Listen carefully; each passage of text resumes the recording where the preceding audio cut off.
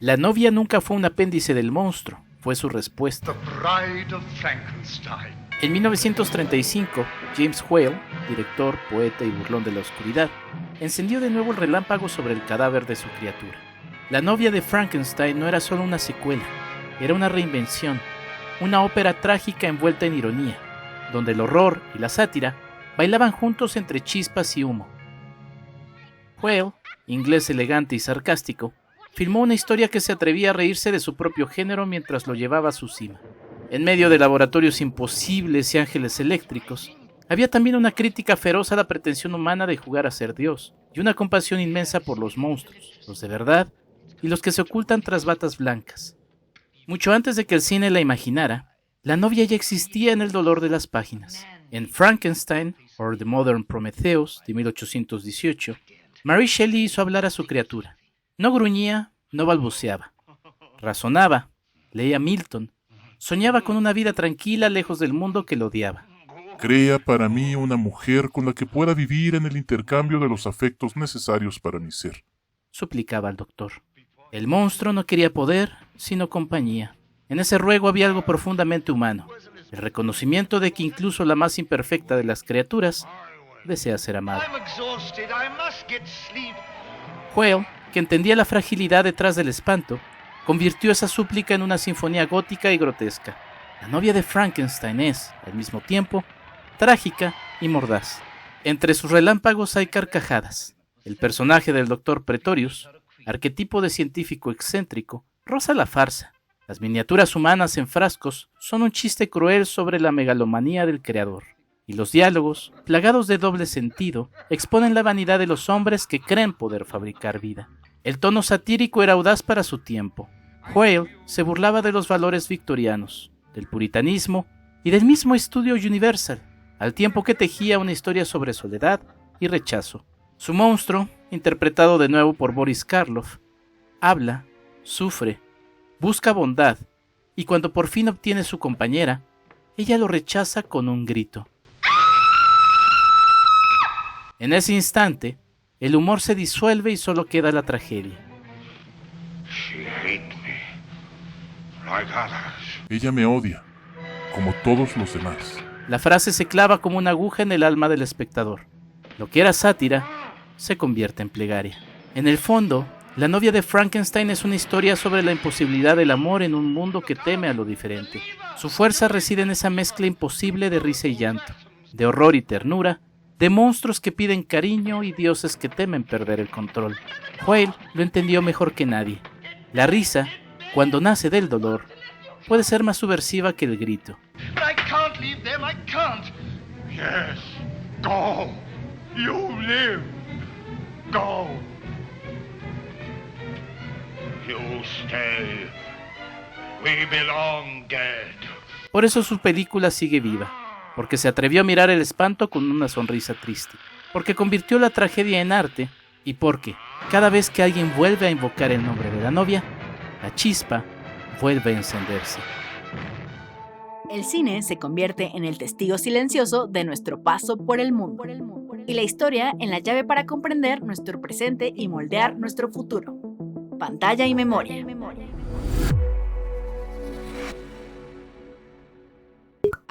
@Enrique Figueroa MX en TikTok, Facebook e Instagram.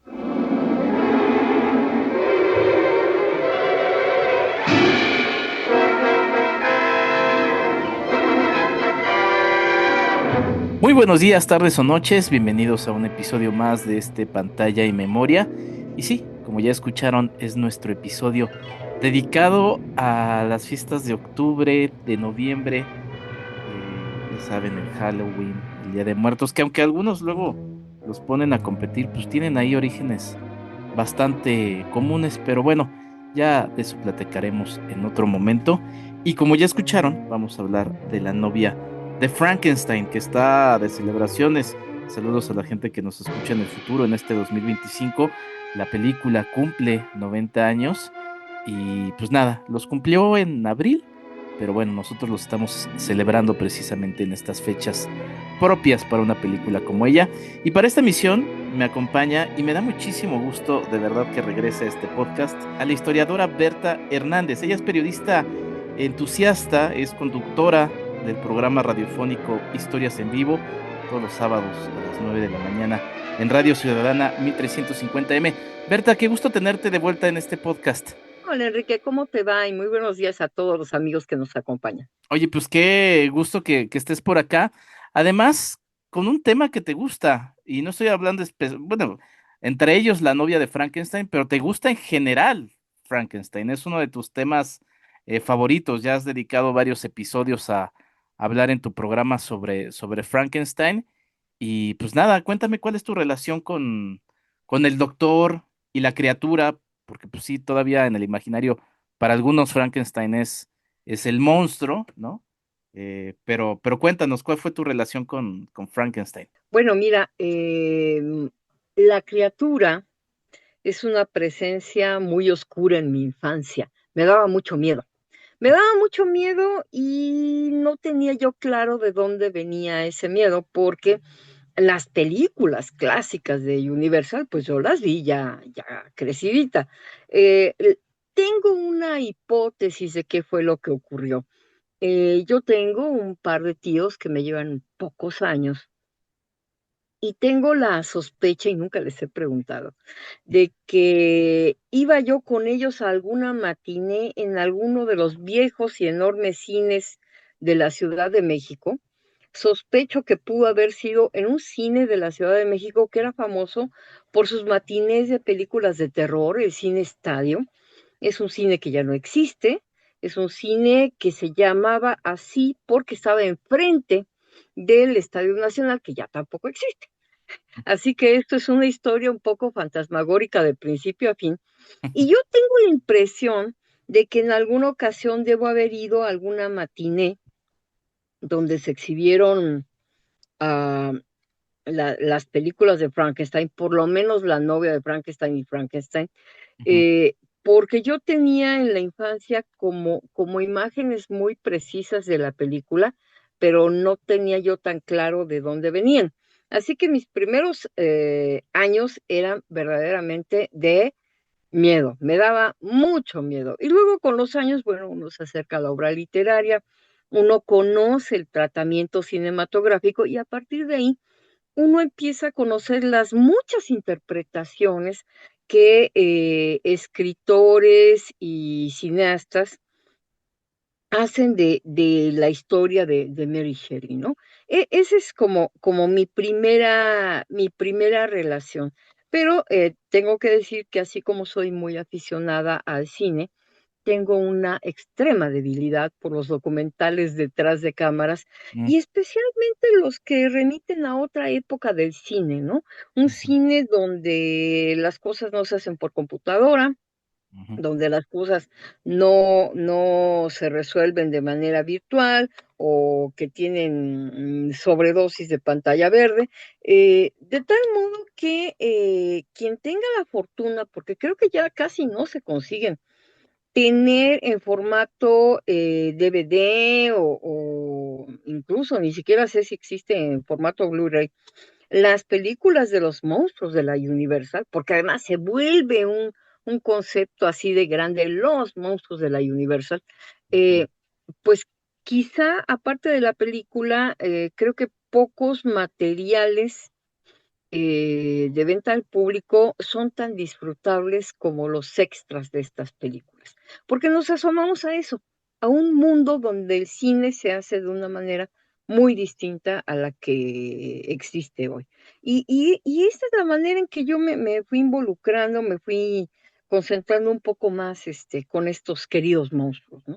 Sí, los queridos monstruos. Mencionas muchas cosas muy interesantes, querida Berta. Primero, sí, lo impresionable que nos resultan estos en las infancias, ¿no? En esta primera etapa de nuestras vidas en las que vamos descubriendo, pues, el mundo y de repente, pues, nos encontramos con estos personajes que sí, me quedé pensando, por ejemplo, en esta película de Víctor Erice, El espíritu de la colmena, a la que ya le dediqué un episodio, el episodio 40 de este Pantalla y Memoria, en donde pues justamente el personaje principal de la cinta, esta niña con una mirada muy particular, pues queda impresionada cuando llega a su poblado en España, la primera película bueno, la película de Frankenstein en 1931, y a partir de ahí, bueno, se empieza a desatar la historia, pero sí es como este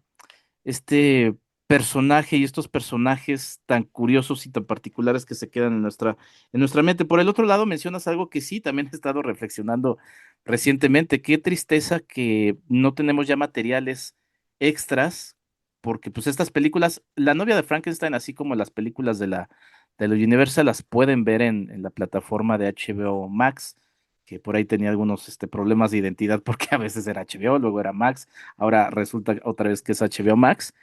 Y bueno, pero lo malo es que perdemos justamente esos materiales. Y por el otro lado, y qué bueno que lo mencionas y quizá también por ahí podríamos ir mencionando, porque finalmente la novia de Frankenstein arranca donde termina la película de 1931, Frankenstein, que es este cine que era más artesanal, ¿no?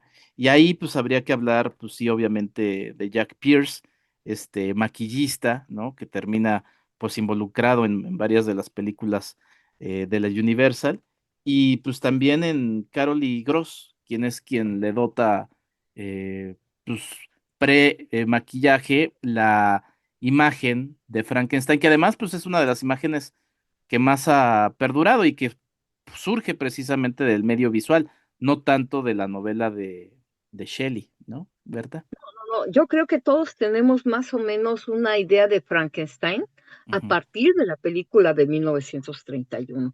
De hecho, las variaciones son pocas y de hecho en la filmografía pues relativamente reciente, cuando Kenneth Branagh vuelve a Robert De Niro Frankenstein, bueno, ya es algo más, a ver, más humano, menos monstruo, ¿no? sí. Es un poco más verosímil el tema. Ya no estamos hablando de la criatura asociada al concepto de monstruo, sino la criatura que una vez fue humana, ¿no? Ujú. Entonces, bueno, ese es el caso, no sé, del Frankenstein de Kenneth Branagh, pero, por ejemplo, hay otro que es como un reload del monstruo de 31, que es en el que está, es esta película tan simpática, que es un poco homenaje a todas estas, que es Van Helsing, ¿no? Ujú. Cuando Hugh Jackman todavía no era la superestrella y era Wolverine ni nada, hace un Van Helsing interesante, y su Frankenstein es bonito, digamos, es un monstruo de buenos sentimientos, ya no es tan brutal en su presencia como el de Boris Karloff, pero está ahí claramente emparentado.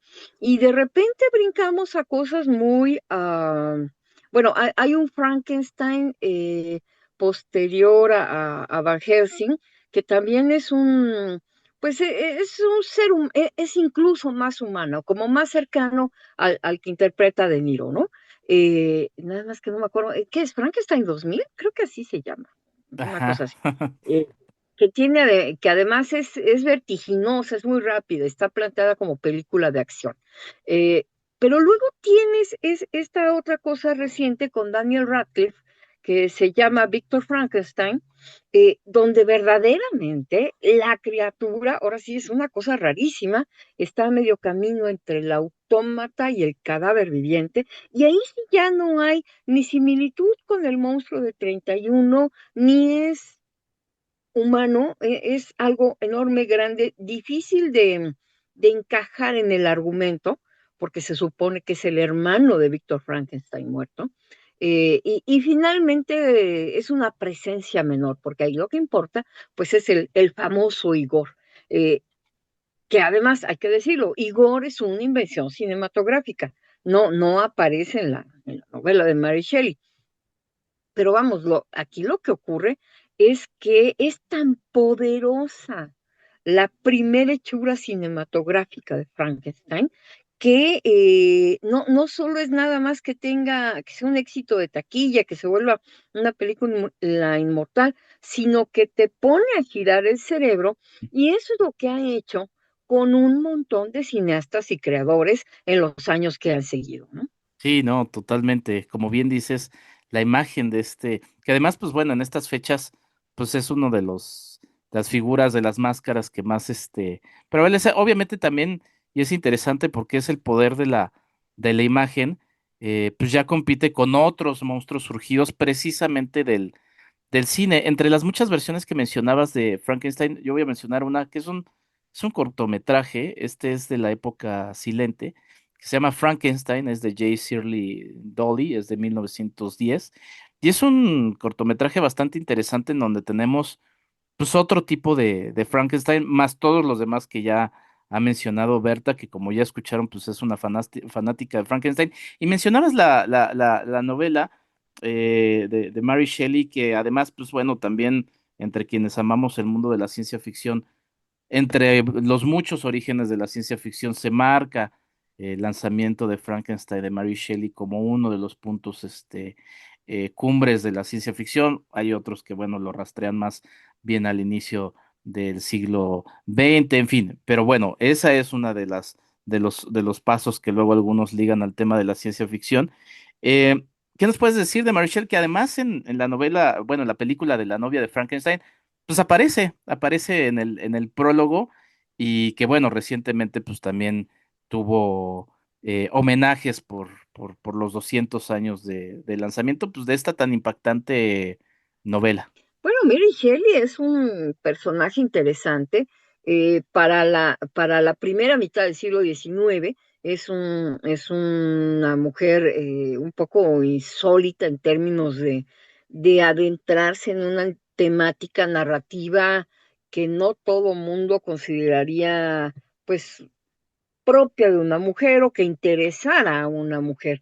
En el paso del siglo XVIII al siglo XX, ya vemos mujeres escritoras, pero Ujú. además son mujeres que están interesadas en el cambio político y social que está ocurriendo en el mundo. Hay mujeres que ya están escribiendo en la Francia previa a la Revolución Francesa, eh, pero incluso aquí en México hay mujeres que publican cartas en la prensa política de la época, pero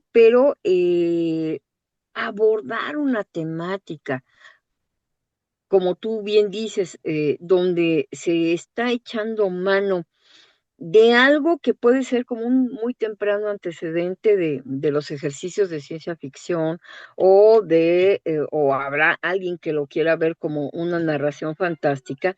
Es decir, hay un montón de cosas que pueden ser llamativas para la época y que para Mary Shelley es insólita. Yo creo que en los últimos años se ha vuelto a poner o a hacer énfasis en la importancia de Mary Shelley como escritora. Mm. Mm, yo creo que es un poco como un intento de llamarnos la atención, de decir, sí, sí, está muy bien el monstruo cinematográfico que pasa a la literatura, que pasa a la novela gráfica, que pasa a muchas otras manifestaciones creativas, pero, acuérdense que todo esto empieza en una novela. Todo esto empieza en una narración, ahora sí que como dice Snoopy, en una noche oscura y tormentosa, Sí. y ahí empiezan las cosas. Y creo que este intento de llamar la atención respecto a esta mujer que escribe, es un buen guiño precisamente en la película, ¿no?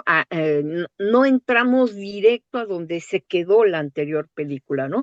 Sino que está planteándose, se está haciendo hincapié en que esto es una obra de ficción, en que esto es que parte de una obra literaria, y además es una obra literaria escrita por una mujer. Y recupera un poco aquella anécdota de estos caballeros y esta mujer reunidos y que se imponen el reto de crear una historia, ¿no? Esa es una historia que se ha contado muchas veces. Algunas veces se ha querido tomar como punto de partida para ensayar otras variaciones. Ahorita me acuerdo, por ejemplo, de una novela temprana de ese gran escritor francés que es Emmanuel Carrère. Emmanuel Carrère tiene un libro que se llama Bravura. Ese se consigue, está traducido al español, se llama Bravura, y el personaje no es Mary Shelley, el personaje es el joven médico Polidori que siente que le virlaron su creación vampírica, que esa es otra gran historia, eh, y toda la película versa sobre esto, pero un poco parte de pensar y repensar esta situación de la cual nace Frankenstein. Ahora, a lo largo de los años, Mary Shelley le ha llamado la atención a mucha gente. México, desde luego, no es excepción. Eh, Mi maestro, el poeta sabio Vicente Quirarte, tiene por ahí una obra que creo que se llama Retrato de la joven monstruo, y es precisamente gira precisamente en torno a Mary Shelley. Yo creo que en los últimos quizá 20, 25 años, hay un poco esa insistencia por volver a hablar de Mary Shelley, por volver a recordar que su carácter, su perfil de mujer escritora es insólito para la época y eso la hace una adelantada a su tiempo. Creo que eso viene muy bien con las reivindicaciones femeninas que, bueno, tienen más de medio siglo, pero finalmente van incursionando en diferentes campos del conocimiento y de la cultura. Y bueno, creo que Mary Shelley es uno de esas figuras que poco a poco se han ido, pues, han ido ganando visibilidad. Así como, del mismo modo, estamos muy acostumbrados a hablar de Frankenstein y hablamos mucho menos de la novia, ¿no? Sí, sí, sí, sí. Que por cierto, y digo nada más para no dejarlo ahí, John Polidori es autor de El vampiro, otra de esas obras que surgen ese verano de 1816. A él no lo vemos en el prólogo de La novia de Frankenstein, sí vemos a Lord Byron, él era médico de Byron, a Percy Shelley, quien era el esposo de Marie. Y digo, ya que, y aprovechando que como historiadora estás aquí, mi querida Berta, pues nada más mencionar a Marie Wollstonecraft, quien es la mamá, ¿no? Porque es una familia también muy interesante, un círculo familiar en el que nace Mary Shelley, ¿no? Y como historiadores, pues es uno de esos personajes que también se nos menciona Marie Wollstonecraft, su mamá. Bueno, lo que hay que pensar es que Mary Shelley es, por donde lo queramos ver, una mujer privilegiada. Del Ujú. mismo modo que, vamos a hacer este símil, del mismo modo que aquí en México hay algunas mujeres involucradas con los movimientos de independencia, más o menos en ese mismo corte temporal, y son mujeres que tienen acceso a una educación diferente. Bueno, lo mismo pasa con Mary Shelley. Mary Shelley difícilmente podríamos imaginarla escribiendo Frankenstein si fuera una mujer del grueso de la población en la Europa de la primera mitad del 19. Es pionera, sí, pero es también una figura excepcional por entorno, por estímulo, que es algo importante de decir. O sea, si no existe el estímulo de un entorno adecuado, difícilmente esos talentos, esas capacidades florecen, ¿no? Sí, sí, totalmente. Pues bueno, vamos a entrar ya al tema de la película. Por cierto, y en el jugueteo de tiempos en el que sucede este podcast, en estos momentos está sucediendo el estreno en pantallas de una nueva versión de Frankenstein, ahora dirigida por Guillermo del Toro, que de todas maneras en mucha de su filmografía, de alguna manera, pues siempre está como este elemento de Frankenstein. Esa será sin duda otra charla. Y bueno, pues en una semana, en unos días después de que sale este episodio, ya la podrán ver en la plataforma de Netflix y pues bueno, ahí habrá que ver la reinterpretación de Del Toro sobre uno de sus personajes favoritos, quien por cierto, pues además cuenta con muchos elementos y muchos coleccionables, ¿no? Elementos que fueron usados en película. Además es un personaje que le gusta mucho. Pero pues vamos a entrarle a la película, Berta, y pues no sé, digo, mencionar brevemente Frankenstein en 1931. dirigida por James Whale, que quizá también nos puede ligar un poquito a entender al que se encarga de llevar esta secuela. Hay que pensar que Whale no quería hacer la secuela, se entera que se va a trabajar y pues entonces dice, bueno, pues a ver, vamos a tomarla y Digo, le si da un alguien la va a tono. hacer, mejor la hago yo, ¿no? Exactamente, sí, exactamente. Y además, pues con un tono pues muy distinto. A ver, él era conocido como director escénico en Londres, en Broadway, era también conocido por su vida abiertamente gay y su amante, el actor David Lewis. Y pues bueno, él exhibía una peculiar sensibilidad camp, definida como pues el amor por lo antinatural, el artificio y la exageración. Whale sirvió en el ejército británico y tenía un fuerte rechazo por cualquier clase de autoridad, además de una aguda noción de lo absurdo y lo extravagante. Y Whale pues buscaba que esta nueva película fuera cómica, hilarante, ¿no? Y bueno, a pesar de los temas de censura que ya también tomaremos un poquito más adelante, Whale logró ser fiel a su idea original.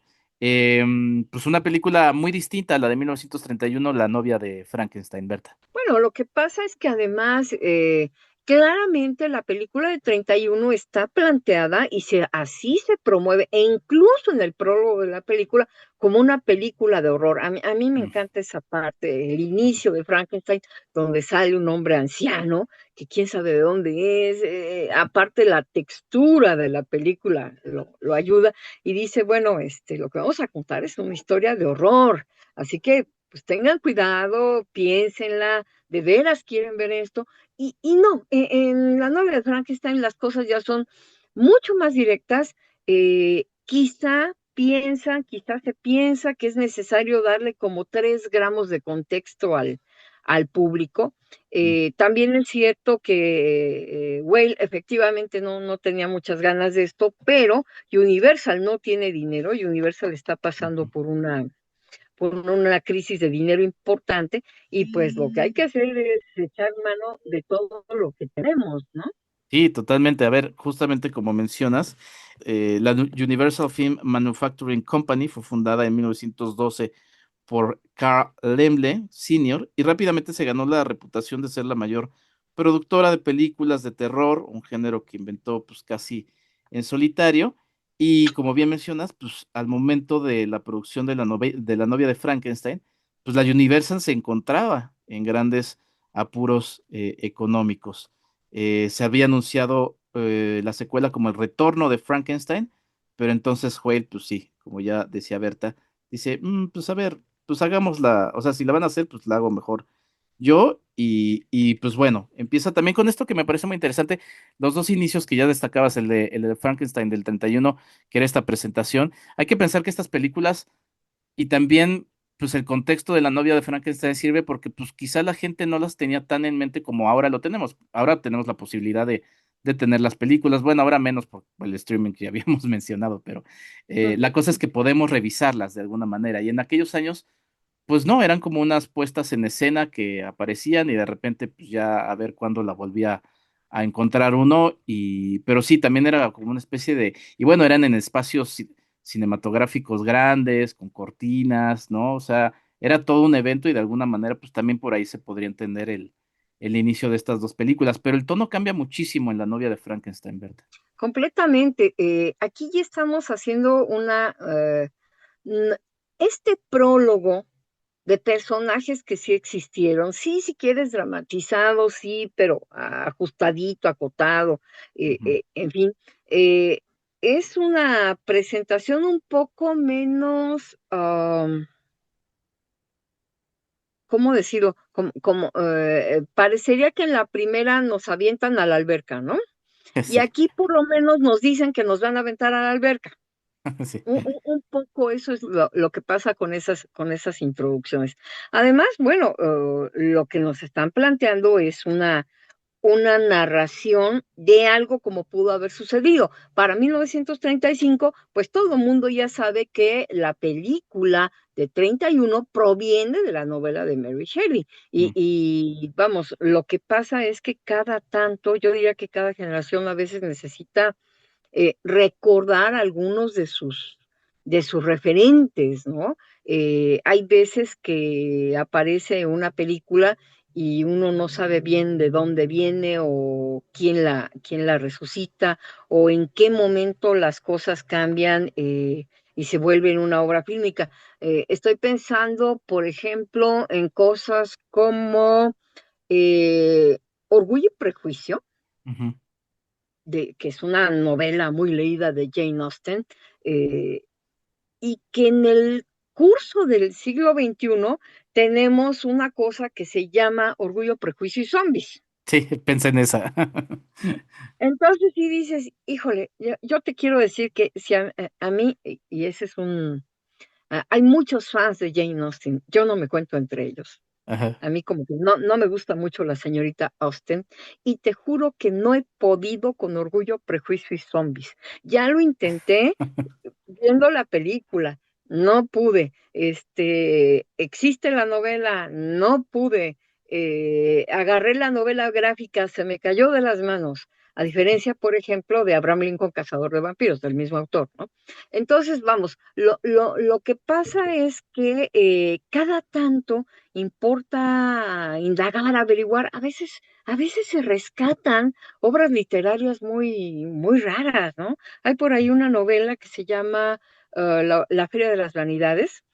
Es una película como de los 80 y el argumento proviene de una novela del siglo XIX de un inglés que era un tipo muy mordaz, es un autor muy simpático, que se hizo famoso porque tiene ese libro, La Feria de las Vanidades, y tiene otra cosa que también circuló en español que se llama La Feria de los Snobs. Es un señor que se llamaba William Makepeace Thackeray. Y de repente, un día en los puestos de periódico, en estas cosas que venden cada 8 días, vuelven a editar la novela y dices, ay, Dios, ¿por qué?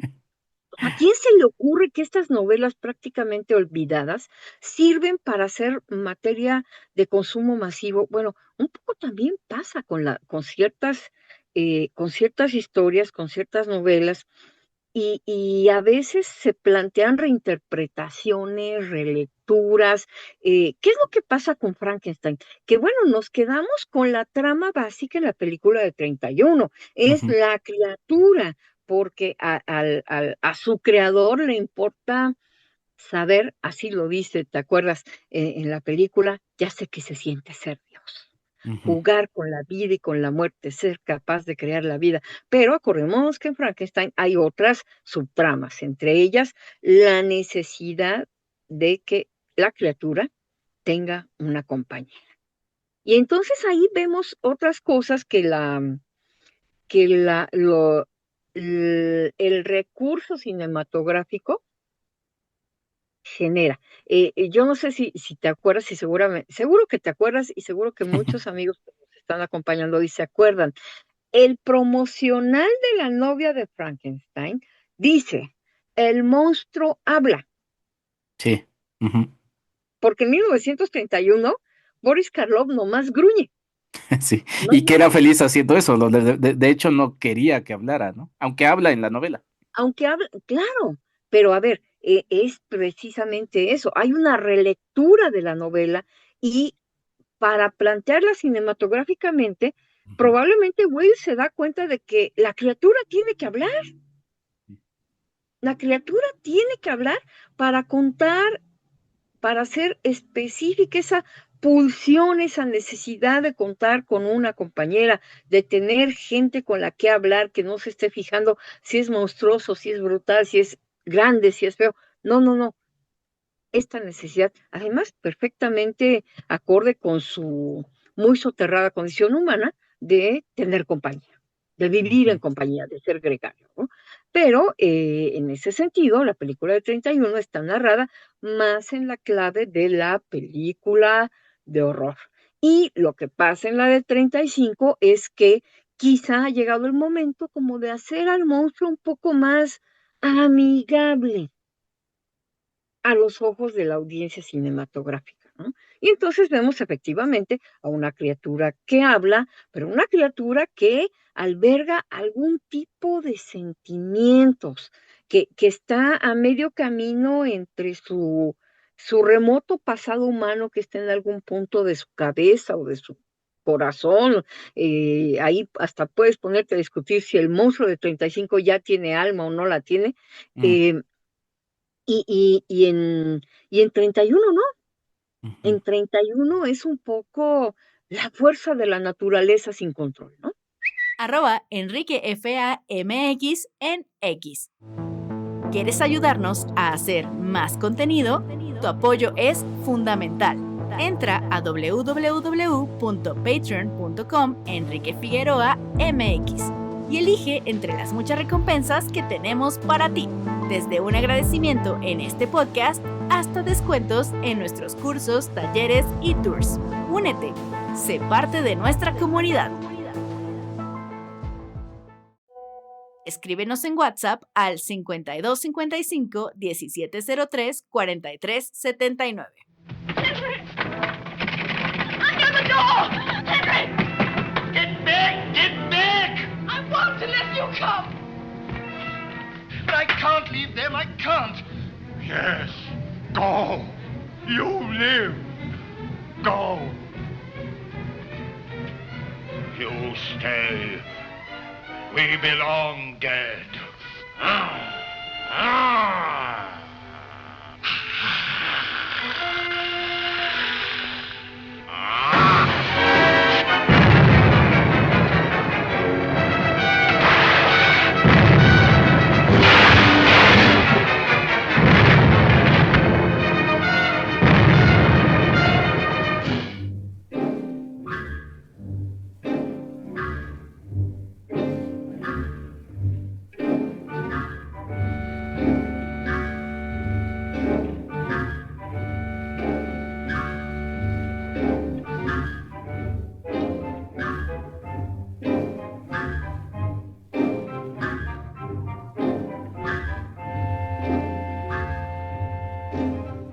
Fíjate que todo esto que mencionas es muy interesante porque, a ver, sí, el prólogo de la novia de Frankenstein con esto que ya mencionaba Berta resulta relevante porque también es como una forma de hacer legítima la secuela, porque pues obviamente la secuela de película no tiene nada que ver con, o sea, bueno, o sea, tiene elementos de la novela, pero a lo que voy es que no es o sea, no hay una secuela de la novela tal cual, y pues no es así la película. Pero sí, y por eso me estaba deteniendo, sí es una reinterpretación, y es una reinterpretación interesante porque y lo que hace James Whale es un poco, digo, guardadas las distancias, lo que hace una de las hermanas Wachowski con Matrix 4, ¿no? En donde la gente se estaba esperando una cosa y ella dice, ¿sabes qué? Vamos a llevarlo por acá. Estas secuelas, que es otro episodio que me gustaría hacer en este podcast, secuelas de películas que la gente esperaba pero que el autor toma y dice, pues te voy a llevar por un lugar que no esperabas porque es lo que yo te quiero realmente contar y no exactamente como lo conté en la primera película que tuve la oportunidad. Porque, y digo, igual y todavía nos saltamos al final, pero pues sí, la criatura, las primeras palabras que dicen son bread, ¿no? Pan, good, bueno, friends, amigos, y luego smoke, good, ¿no? Pero torpemente. Pero la parte final de lo que dice, wow, es una de las líneas más poderosas de la historia del cine, ¿no? Que también tiene que ver con la propia novela en la que, pues, la criatura sí habla y no solamente habla, sino que tiene ahí disertaciones bastante interesantes, ¿no? No solo interesantes, sino profundas y largas. Ujú. Lo que, cuando tú lees lo que, lo que dice la criatura en la novela, tú ves a un ser al que sí, no solo lograron darle vida, sino mantenerle intacta la inteligencia humana, digamos. Y esto no está presente en la primera recreación cinematográfica. Ahora, tú no puedes, y ese es un problema de creatividad, de narrativa, tú no puedes pasar al, a la criatura de este ser que solo emite gruñidos de 1931 al ser profundo en el curso de 4 años. ¿Qué le pasó entonces? ¿Cómo explicar esta metamorfosis? Digo, a menos que seas Mel Brooks Ajá. y tengamos un monstruo que lee el Wall Street Journal, ¿no? Sí, Como va a pasar en Joven Frankenstein. sí. Que bueno, ya que mencionas a Mel Brooks y que además sé que es una de tus películas favoritas, el joven Frankenstein, Amo también, esa película, sí, amo esa película. también también mi papá le mando un saludo grande, dice, es mi película favorita de Mel Brooks, de 1974.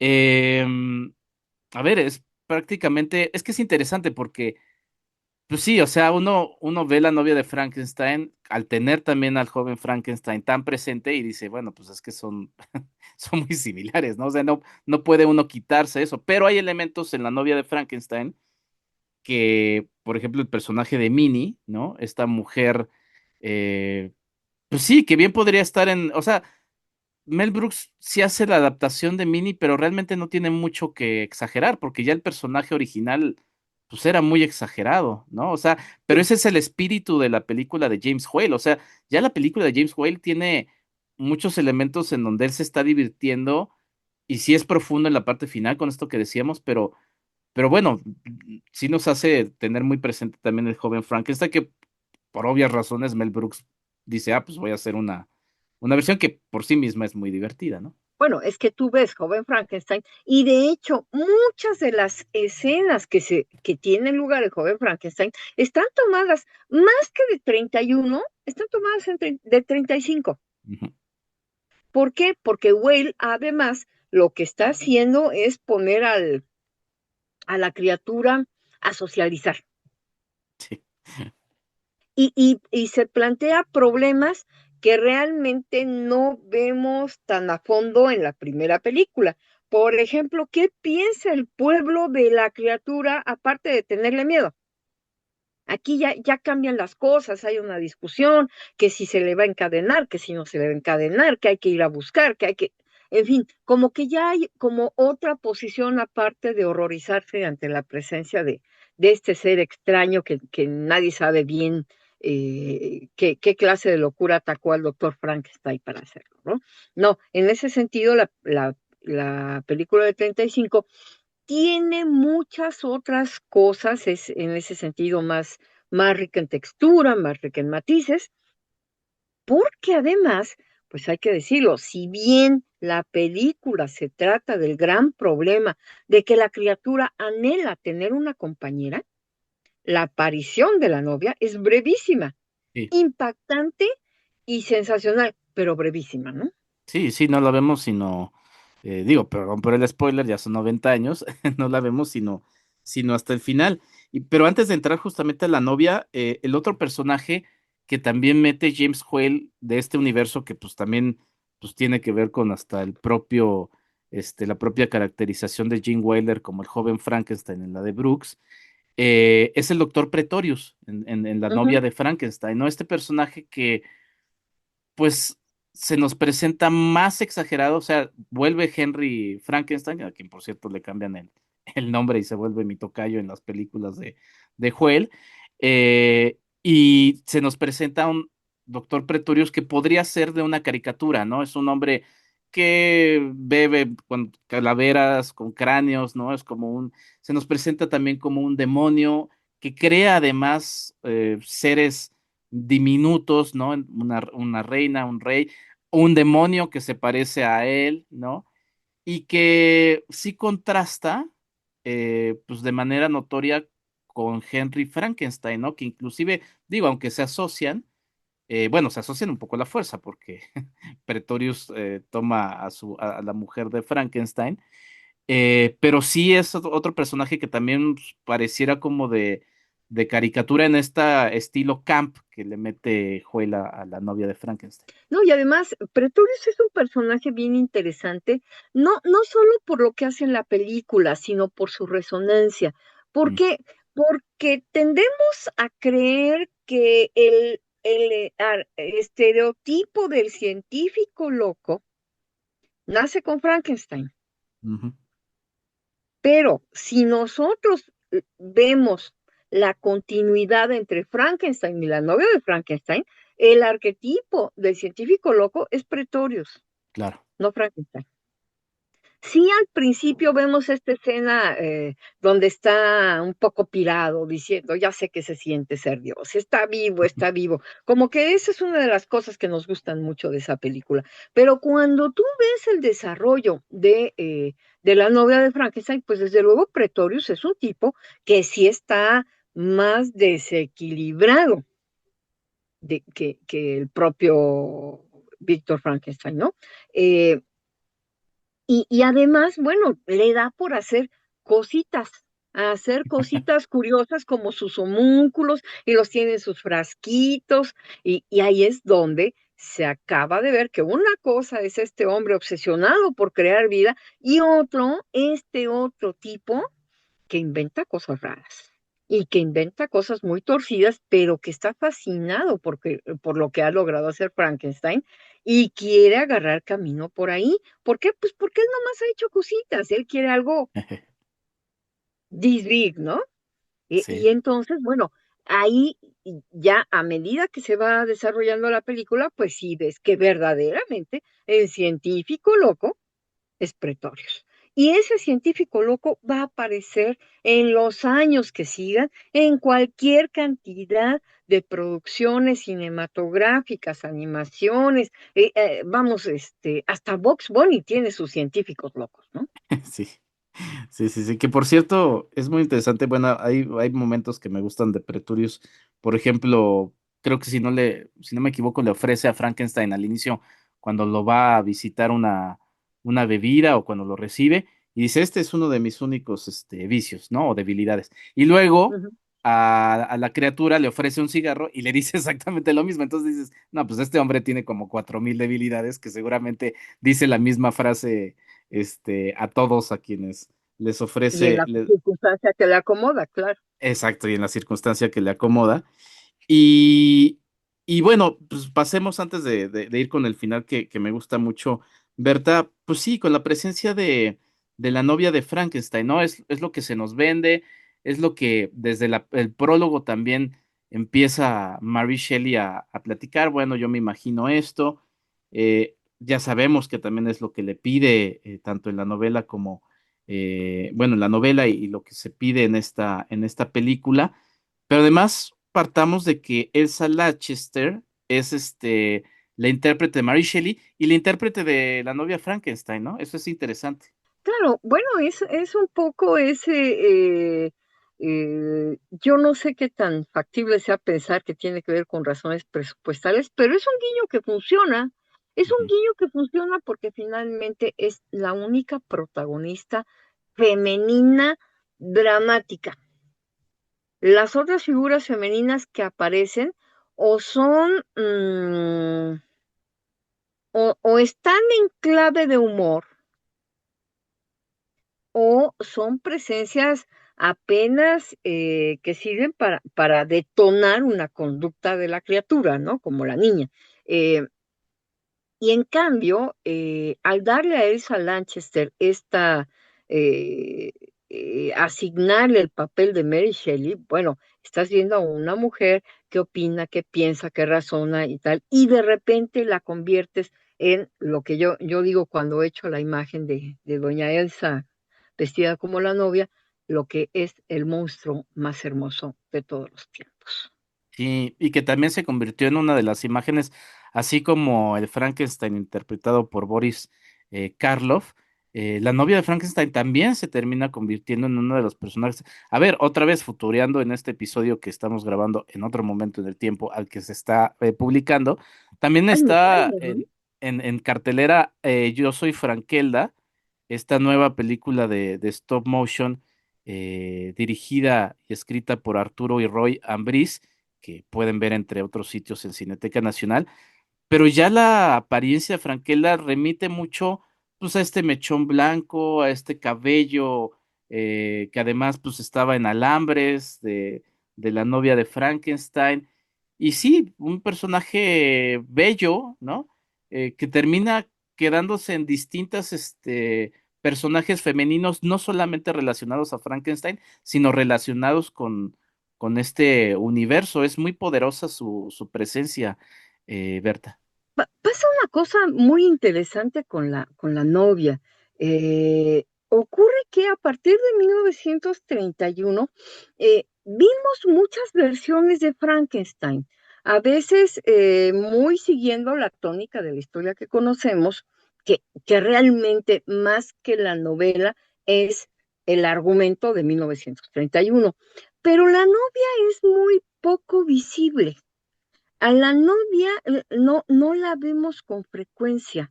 De hecho, incluso hasta en las películas que varían, que viran hacia la comedia, como esta de Abbott y Costello, conocen al hombre lobo de Frankenstein, no vemos a la novia. La novia vuelve a aparecer en una época interesante, en los años 70, y aparece precisamente en Young Frankenstein de Mel Brooks, donde Madeleine Kahn lo que hace es cambiar a esta novia que lo único que vemos es, la vemos en 35 soltar unos gritos aterradores cuando ve a la criatura, la vemos convertida en una seductora más agresiva, ¿no?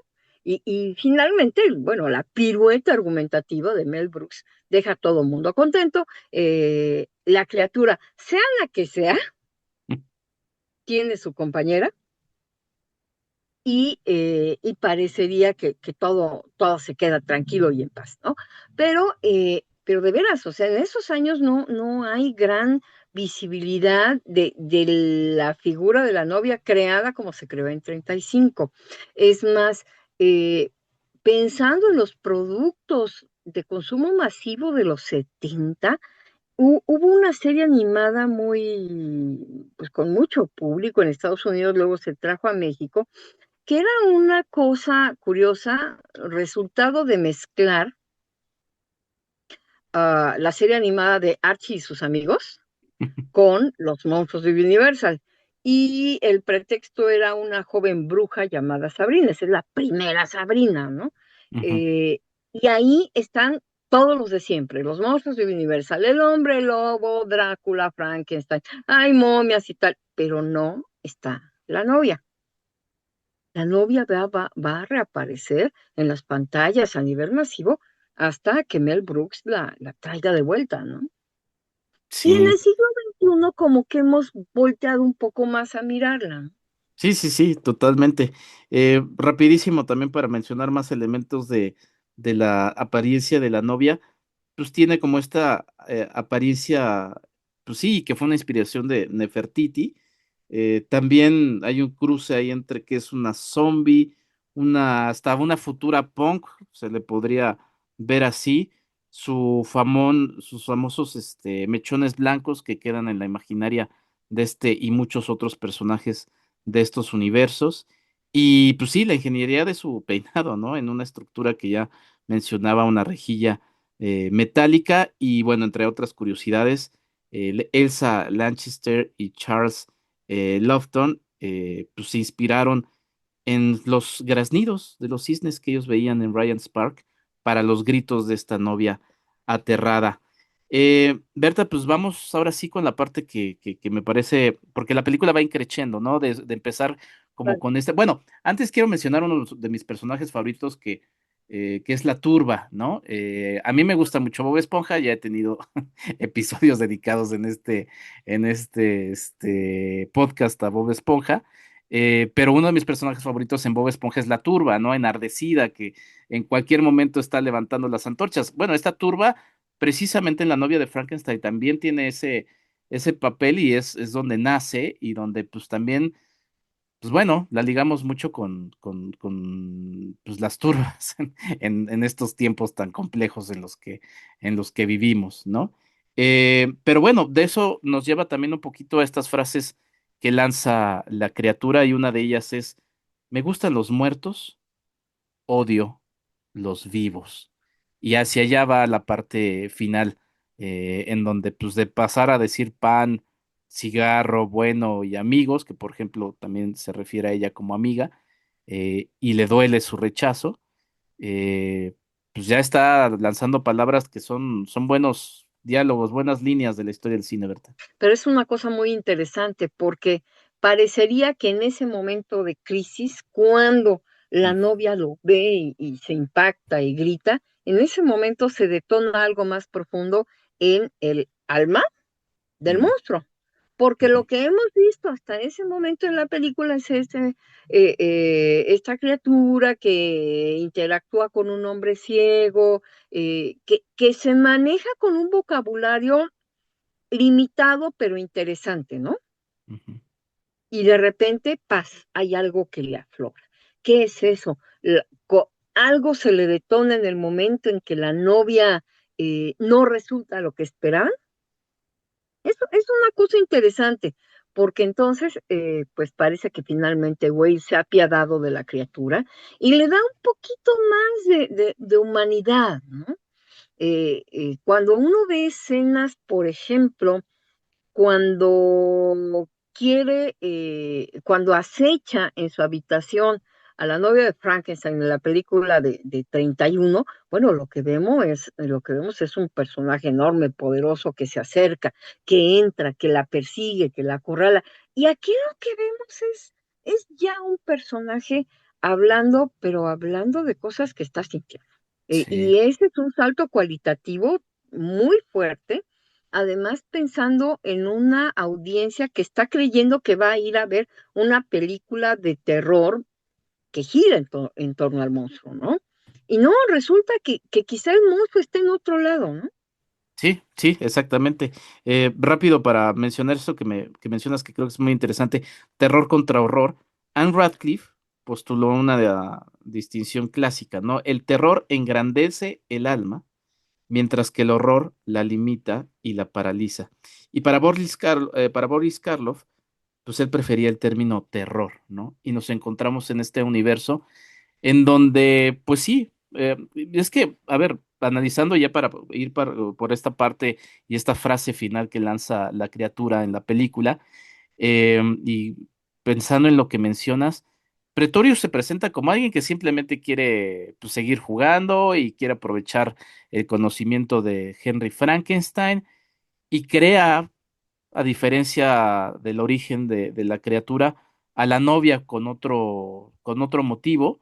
Y eso le parece todavía, quizá ese es el cambio que mencionas, Berta, que le parece pues más cruel a la propia criatura, ¿no? Ujú. Y dice, pues porque ahí es donde voltea, ya cuando todo, porque pues, nos enteramos que Pretorius pues, secuestró a la esposa de Henry Frankenstein, pues también de alguna manera está utilizando a la criatura, obviamente utiliza y crea a la novia, y entonces la criatura voltea, le dice al doctor y a su esposa, vive, ¿no? Que es muy poderosa esa parte, y voltea con Pretorius y le dice, y bueno, incluida la novia, tú y yo pertenecemos a la muerte. A la muerte. Esa distinción, ¿no? Como decías, pues el monstruo no es ni siquiera ni la criatura, ni Frankenstein, es Pretorius. Y además, bueno, pasa algo muy, muy interesante. Parecería que la criatura va evolucionando y donde verdaderamente se muestra en la profundidad que le quiso dar Mary Shelley, es en la última parte de La novia de Frankenstein. No es el inicio. En ese sentido, hasta parecería que la película de 31 es un mero prólogo a ver en 35 cómo el monstruo evoluciona, cómo empieza a manifestar que tiene necesidades y sentimientos, y se revela al final cuando de todas maneras sabe, la criatura sabe o concluye para sí misma que todo se acabó, que él no tiene futuro en un mundo como este. Sí, sí, y además, pues es más fuerte porque es interesante porque James Whale decide tomar las riendas de esta película y aunque en apariencia pues sí está esta parte camp y estos elementos, la profundiza en ella y como bien dices, le regresa el espíritu de la... Bueno, es muy difícil y ya hablaremos, y creo que ya he hablado en adaptaciones de literatura a cine, son dos lenguajes diferentes, ¿no? Pero sí está ese espíritu, pues como bien dices, en esta parte final, que pues lejos de empezar con estas cosas en donde está Minnie, que nos parece como, pues sí, un personaje como más de la película de Mel Brooks, termina con este golpe tan fuerte que es el final y pues la criatura decidiendo su propio fin y en este elemento que me parece muy bonito que menciones, que es pues su propia alma, ¿no? Y pues el arco narrativo del personaje es muy interesante. Mira, aquí pasa algo muy, muy simpático y podemos ver cómo resuena en las producciones posteriores. Si la película de 35 está promocionada en su momento con que el monstruo adquiere la capacidad de hablar, a la larga vamos a ver en muchas otras películas que vienen después sobre el mismo tema, que eso es lo que no les escatiman. En muchas de las producciones recientes, la criatura de origen habla.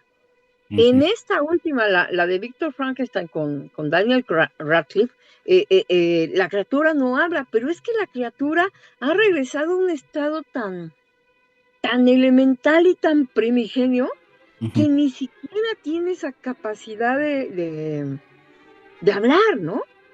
Es apenas un cuerpo al que su deschavetado hermano ha logrado reanimar y ya es muy tarde cuando se da cuenta de que eso no es devolverle la vida a nadie. Eso es lo que vemos en esa película, pero fuera de esa, vamos viendo a estas otras criaturas planteadas en otras películas y las vemos hablando.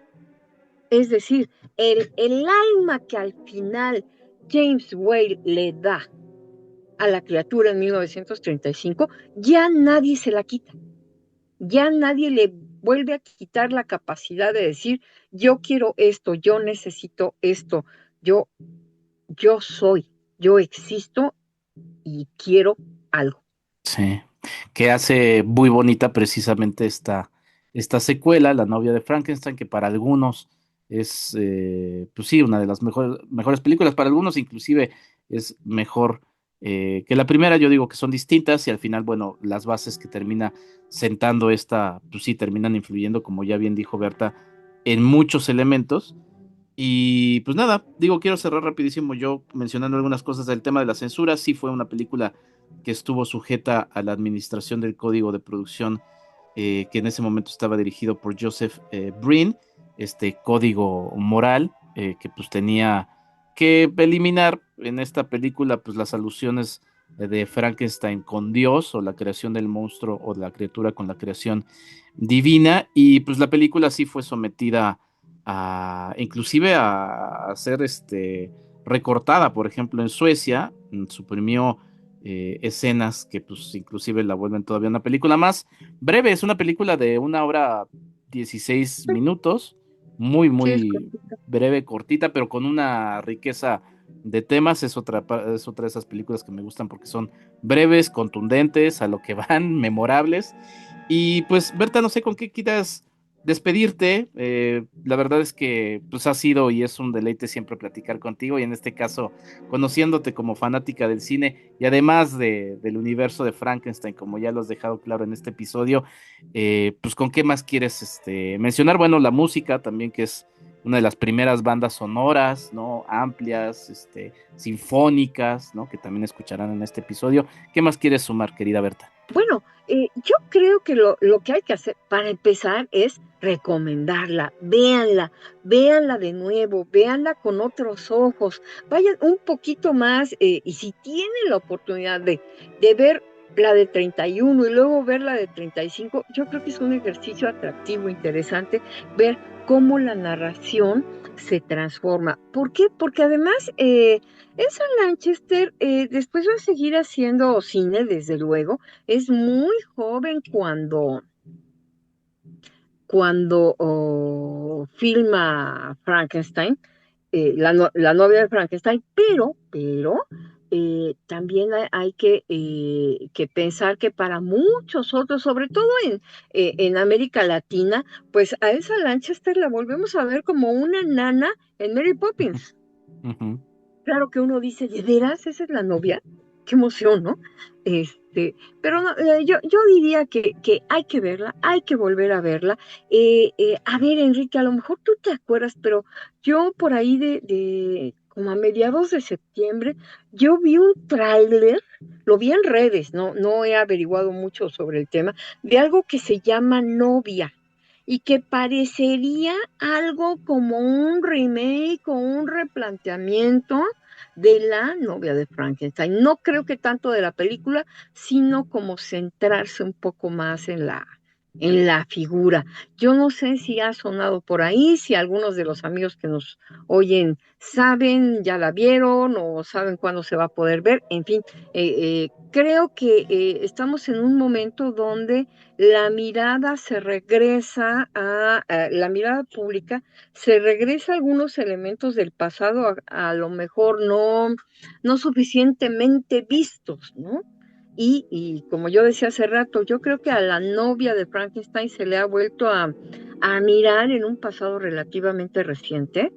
Y bueno, pues tiene que ver con esta necesidad de volver a contar muchas historias. Hay historias que a mí no me gusta cómo se están recontando porque le entra la corrección política o entonces ahora vamos a poner a todos los protagonistas como si fueran latinoamericanos afrodescendientes. ¿Para qué? Para que todo el mundo se siente incluido, o esta versión de Blancanieves sin 7 enanos porque a uno de los actores le pareció que eso era denigrante y entonces el resto de la comunidad de gente pequeña reclamó, oye, no, espérate, ¿cuándo nos van a volver a contratar en una película? Es decir, pasan muchas cosas ahora con estos remakes. Creo que es una tentación que cada generación padece, siente, pensar que con mejores recursos, con mejores con mejor tecnología podemos contar las cosas mejor. La pregunta es si de veras podemos contarlo mejor. Sí. Creo que debemos ser un poco más sensatos y aspirar solamente a contarlo diferente. Así que bueno, pues finalmente ese es el consejo, véanla y pues vámonos asomando a las propuestas que nuevos cineastas o nuevas generaciones pues nos van trayendo sobre el tema, ¿no? Sí, totalmente. Bueno, la mencionaste, La novia, película que se espera que se estrene el próximo año. Saludos otra vez a la gente que nos escucha en el futuro. Estoy hablando de 2026, que llegue a las pantallas. Y es película de Maggie Gyllenhaal, esta actriz, realizadora también. Entonces sale Christian Bale como Frankenstein, ¿no? Bueno, o como la Ay, sí. criatura. O sea, está entretenido ver y pues bueno, sí se ve que tiene otra estética, otra propuesta, habrán innumerables versiones, pero aún así la novia se ve también pues influenciada por la estética de alguna manera de la novia de Frankenstein, que ya es de 90 años y seguirá cumpliendo años y se seguirá manteniendo como la obra clásica que es. Y voy a hacer énfasis en lo que dice Berta. Sí, las nuevas tecnologías, el cine no está peleado con las nuevas tecnologías, el cine es producto de avances tecnológicos, pero quienes empezaron a hacer el cine, pues fueron realizadores, autores, gente que se puso a ver qué hacer con esta nueva tecnología, y esos primeros autores son los que inventaron el cine, por así llamarlo, al lenguaje, y hay nuevos que siguen haciendo elementos nuevos, así que, pues bueno, habrá que ver que, y si no, pues lean también Frankenstein de Mary Shelley para pensar y repensar todos estos temas. Pues mi querida Berta, de verdad te agradezco muchísimo por tu tiempo, por tu generosidad para con esta charla. Ha sido un episodio que yo he disfrutado muchísimo y que la gente que nos escucha, pues sí, se queda obviamente con ese sabor de que eres una gran seguidora, además de los gatitos, que pueden checar en tus redes sociales que ahorita nos vas a compartir, del universo de Frankenstein, ¿no? Que por cierto, los gatitos también se han ido ganando mi corazón recientemente. Entonces, ¿dónde te puede seguir la gente, querida Berta, en esta comunidad que ha sido creciendo por muchísimo tiempo y que se ha vuelto sólida y que pues tiene a Historia en Vivo vivo como concepto en muchas cosas que hay, suceden y sucederán. Pues muchas gracias, querido Enrique, por la invitación. Gracias a todos los amigos que nos están acompañando. Y pues sí, desde luego, ahí en Twitter, ya saben que Twitter, yo vivo ahí. Yo, si no estoy acá, estoy allí. Siempre me van a encontrar en Twitter, @BertaHistoria, @BertaHistoria también en Instagram. No se emocionen tanto, insisto, ahí nomás hay gatos y tazas de Starbucks. No es cierto, ya también tenemos ahí algunas cosillas. Pero, y desde luego como Berta Hernández en Facebook. Desde luego nos pueden estar pendientes de los recorridos Historia en Vivo que estamos haciendo, de las publicaciones en el periódico La Crónica de hoy, y como se está acabando octubre, yo les encargo que estén bien pendientes porque la semana que viene, ahí mismo en Twitter, los vamos a invitar a un space particular porque tenemos cosas que contarles. Perfecto, pues ahí está, que permíteme el chistorete, querida Berta, pero me quedé pensando y dije, Berta Hernández se escribe con H de Hernández y de Historia, ¿no? La verdad es que ahí lo tienes perfectamente hecho, y bueno, por cierto, también para quienes te busquen como Berta tiene una H intermedia también de Historia.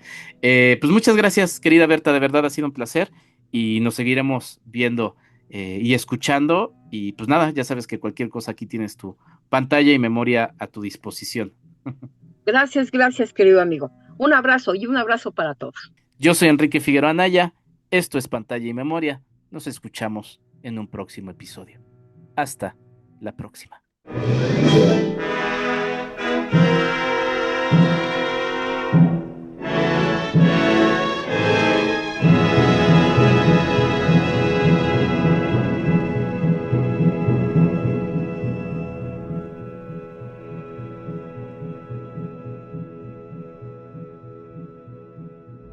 Pantalla y Memoria. El arte de recordar a través del cine. Un podcast de Enrique Figueroa MX.